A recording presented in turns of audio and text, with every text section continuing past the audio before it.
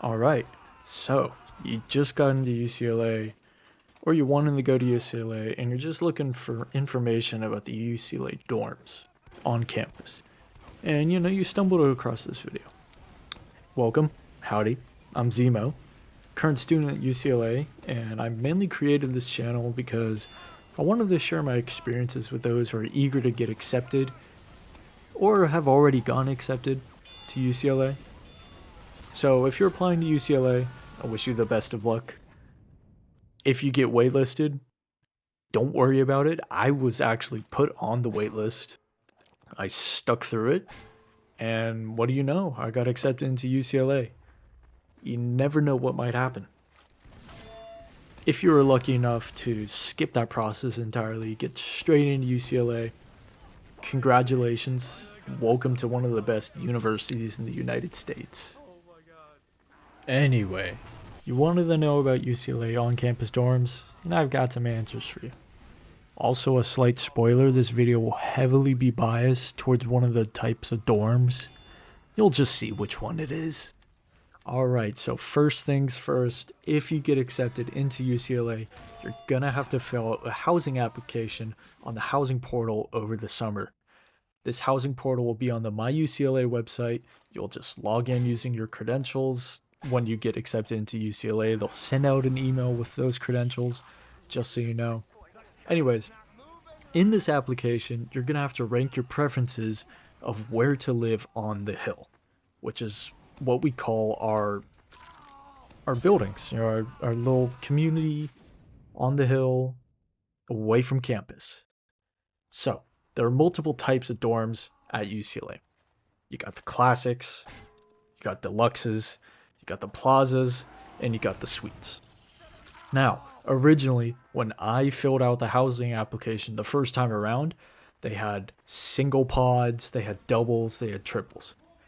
Unfortunately, because UCLA is over enrolling, from what I've heard, they're only going to be doing triples this next year for the Hill, which is the on-campus housing, like I said. However, don't fret about it. I, being a survivor of triples 2 times, it's not a problem. You just gotta believe me. First type of dorm, the classic. It's when you hear the word dorm, it's what you think. It's a small room, no air conditioning, and communal bathrooms. Don't worry about it though. From what I've heard, they get cleaned once a day. Don't be surprised if you receive your housing offer and you're in one of the classic halls.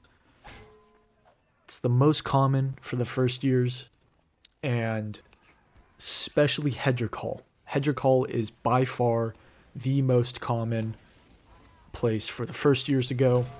Other than that, there's Reber Hall, there's Dykstra, and there's Sproul Hall. All of those that I just mentioned, those are the classic halls.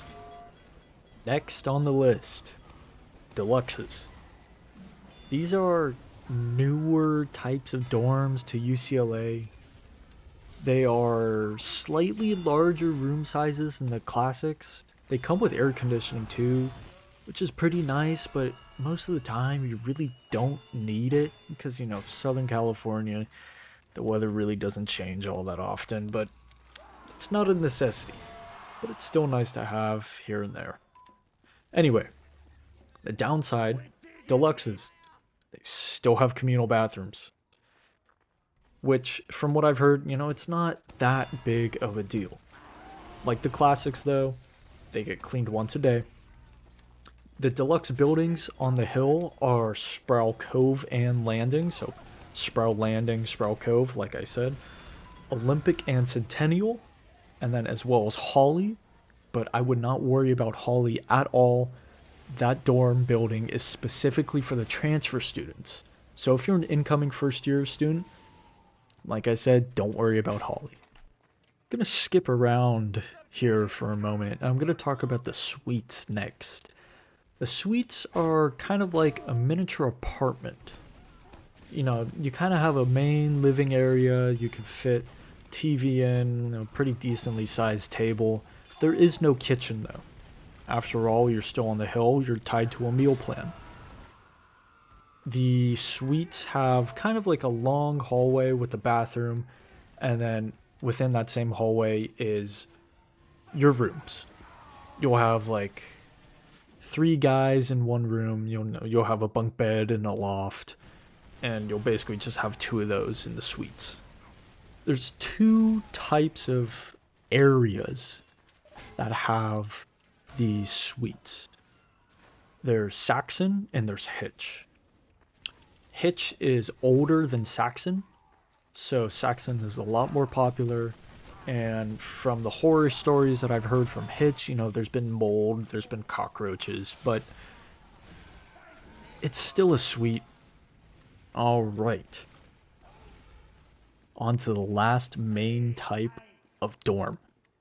The plazas. There's 2 types of plazas, and depending on where you live in, you might have a totally private bathroom, or you might have a shared bathroom. As the name suggests, the plaza private baths have 100% private bathroom. You and your 2 other roommates have this private bathroom. That's all it is. Sink, shower, toilet, all yours. They get cleaned out once a week. And these private bathroom buildings are anything under the wide umbrella of Deneuve or Sunset Village. From what I understand, like Deneuve has like cedar or like pine or like fir, like trees or something like that. And I've got a buddy who lives in one of the buildings in Sunset Village, like Canyon Point or something like that. And then I think they call them like houses within like Canyon Point. So like Canyon Point House 3, for example. I already mentioned the shared bathrooms a little bit, and now this is where the video gets totally not biased whatsoever. As you may have guessed, I lived in this type of dorm, so I'm the most fond of it. It's essentially what I call a Jack and Jill style of room, where you have your dorm. It's this, you have more room in your dorm, you got the AC, all that whatnot.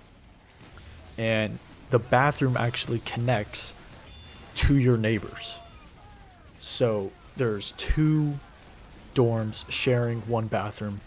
There's 2 sinks, 1 shower, 1 toilet, all separated by a door. The toilet's got its own mini room, the shower's got its own mini room. And I personally think it's the best. I mean, totally unbiased whatsoever. And the dorm buildings for the Plaza Shared Bath are Reber Terrace and Reber Vista, as well as Hedrick Summit. So I actually recorded my own dorm before I moved out last year, so y'all could get a taste of what it's like to live in these triple shared bathrooms. So, the common layout for all triples is that bunk bed and the loft. Now, this loft has the desk right underneath it and usually a smaller closet. Personally, for me, I like the bottom better. There it is, with that beautiful Beetlejuice poster.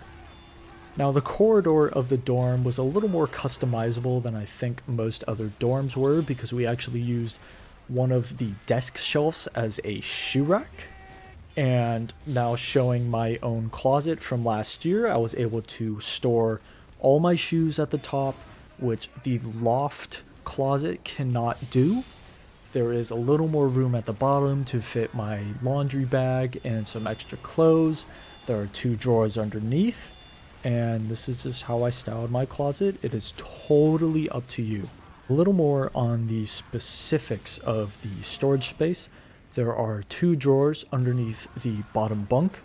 Me and my roommates personally did not use them that much, but you may use them, who knows. Each of these desks come with 3 drawers. The bottom one is usually a little thicker, and personally, for me, I was able to store half a case of a Kirkland Signature water case. Wrapping up this mini dorm tour, we have the shared bathroom.